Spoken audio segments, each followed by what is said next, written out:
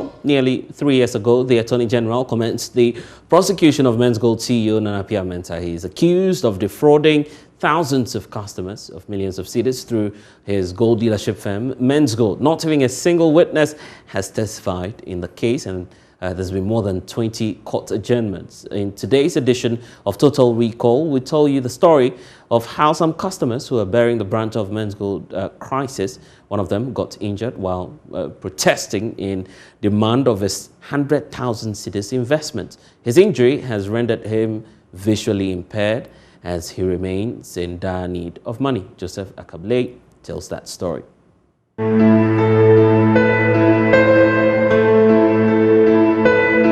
I nearly killed myself that day.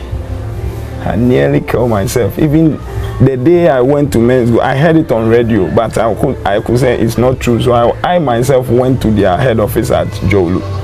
So as somebody told me the thing, that hey, now one thing I just fell down, and then some of my friends put water on me before I get up. I nearly hung myself. I did it cry because my wife and the children came to saw me that I was dead, tight and rope to kill myself, because that is my life. That is everything to me. I don't have anything. My family, there is nothing. So I'm the one that I struggle to help the family. 39-year-old Stephen Abuaji is now suicidal. His suffering is the result of bad investment. He put all of his eggs in the Menzgold basket in the hopes of making a fortune, but everything went wrong. His life went from optimism to frustration to current despair. In this edition of Total Recall, I engaged 3 persons including Stephen, whose lives have been forever altered by a desire to invest in a gold dealership.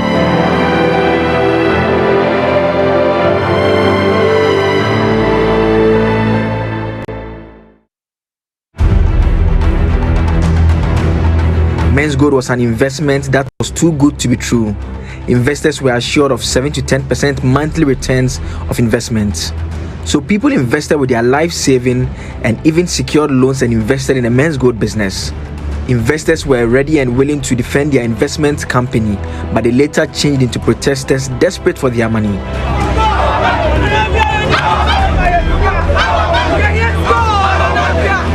In July 2019, state prosecutors filed charges including defrauding by false pretenses against CEO of the defunct company, Nana Mensah, aka Nam1. This was after he had returned from the United Arab Emirates, where he had been in custody for months. To assist us make full recovery of the amount owed Menzgold by Horizon Royal Diamond in Dubai. As an act of good faith, we are willing to engage the Attorney General's office on the best possible way for them to aid Menzgold by employing international law and diplomatic relations to ensure we achieve this objective. 2. To unfreeze our companies and my personal bank account and assets for us to utilize these as vehicles to get productive in order to meet our liabilities, owed to our customers and some business associates in our bid to resolve our liabilities immediately. Nearly 3 years on, monies invested by the thousands remain outstanding. His prosecution has not even reached the level of a single witness testifying. The case has seen more than 15 adjournments with prosecutors constantly asking for more. Stephen Abuaji's hope keeps deteriorating. He's one person whose life will never be the same. Oh, a friend told me about it, that this what has come to the system, that thing is very fine, so I should put myself into it to help me. Even the car that he's using at the workplace is the same Menzgold money, so I should try my best and do like 6 months and see what will happen. And then I go to my bank. I invested at Commercial and then Access Bank, so I went there to withdraw all my money there, and then I withdrew to go and buy the gold chips to Menzgold. I mean, were you not worried about whether this is a company that you could trust, whether it is registered? Were you not worried about all those issues? I'm somebody that I used to do more investigations, but what touches my heart that I put my money is the time that the guy was helping GFA, and then he was conniving with the president. You know, I see everything was genuinely. That's the motive purpose that I invested in Menzgold. You mean when you saw photographs of him doing stuff with the GFA, the presidency? Then the presidency, I see everything was genuine. So that's the reason I invested in it. Well, part of the report there by my colleague Akaple indicating clearly that a lot of people are definitely suffering as a result of the prolonged prosecution, and also some more attempts by government also to retrieve the funds. But Menzgold customers obviously are calling on government to do something about this. Joining us right now via phone is Fred Forson, member of the Aggrieved Menzgold customers. He's also convener of the group. Fred, welcome to the program. First of all, have you lost hope yet, or you still have some little left in you that you'd be able to retrieve the funds? Fred Forson, I hope you can hear me. Yes, give me just 1 minute. Yes, but Fred, Fred, can you hear me? I'm just trying to find out from you. Hello, Fred. Fred, I'm just trying to find out from you if you have completely lost hope, or perhaps you still have a little left in you that you'd be able to retrieve your funds.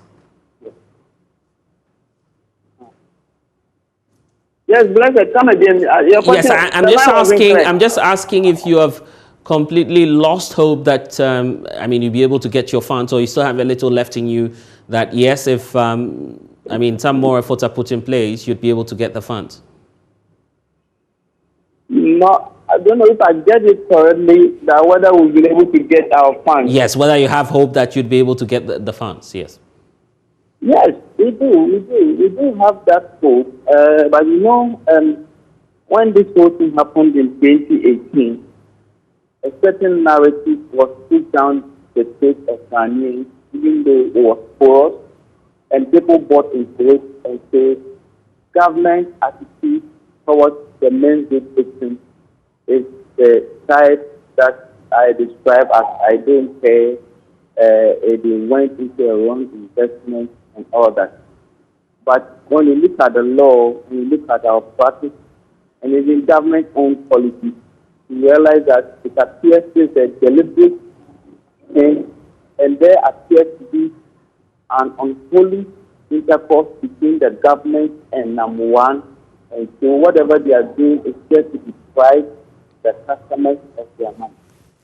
Maybe taking you a little back, you remember when this happened, the finance minister told us that they were going to sell the assets and use the money together with what they have in his account to pay the customers. The Honorable Kennedy Japan also came up and said there were some $20 million in an account. Now, one himself, when he came back from Dubai, told that requested the government to unfreeze his account so that he can pay. So when you put all these pieces together, you come to understand that there is a deliberate attempt to deny the Menzgold customers of this locked-up investment. But I think it's important for us to understand the area the government comes to the reality that it is responsible and solely responsible for the payment of the Menzgold customers, the debt.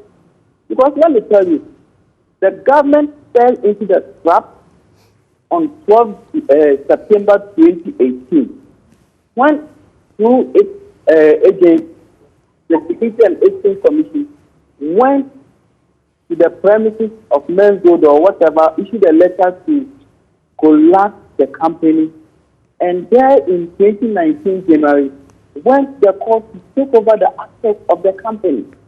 As we speak, January this year, government has also gone to court for an order which was granted for them to sell the assets of Menzgold. So even if it takes 1,000 years, the government of the Republic of Ghana is responsible for the payment of the customers. But what is paining us is the fact that many customers are dying, many lives are being deteriorated, and government seems to be, I don't care, and they are doing whatever they like. But it should be noted that even if it lasts for 100 million years, it's the government of the Republic of Ghana which indebted to the customers. and we only know one person who is supposed to pay us. No other person than the government of Ghana. Because as we speak, those who even went to court for a judgment, when they obtain the judgment, they are not able to execute the judgment because the assets and the bank accounts of the company are in custody of the government. That is the narrative. So what do you see as the way forward? The way forward is that it is better and to be more prudent for this government to come clean, to be faster. They are wasting time, they are delaying time, and people are dying. They should rush and pay the customers. Because whatever is happening, we lay it at the doorstep of the government. Government should take over the asset. In fact, what the Attorney General, the criminal prosecution that is happening in court, which is at its very slow pace, we know it's just a charade. We know this government doesn't, but this government cannot prosecute number one, simply because it doesn't have the capacity. I don't want to go into the law, but if I have my way, I would say that it doesn't even have what it takes to prosecute. What they must do to save life is that they should come back and use civil procedure. Let me tell you something. In 2016, when the DKM issue happened, government went to parliament. Apologies there. It appears we've lost Fred Folsom. We'll definitely get back to that conversation a bit later.